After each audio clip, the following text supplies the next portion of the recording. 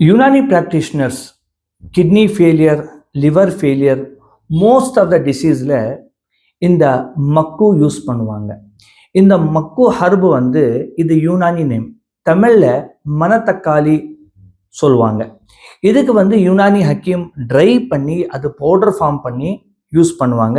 இல்லைன்னா அதோடைய எக்ஸ்ட்ராக்ஷன் எடுத்து அதுக்கு யூஸ் பண்ணுவாங்க. இதுல நெஃப்ரோ ப்ரொடெக்டிவ், கிட்னிக்கு ப்ரொடெக்ட் பண்ற தன்மைகள் இருக்கு. Anti accident, anti inflammatory. எங்க பாடிக்குள்ள இன்ஃப்ளாமேஷன் ஆகுது இல்லையா, அதனாலதான் எத்தனையோ வியாதி வருது. கேன்சர் வர்றத எங்க பாடிக்குள்ள ஆக்சிடென்ட் ஜாஸ்தி ஆயிட்டா.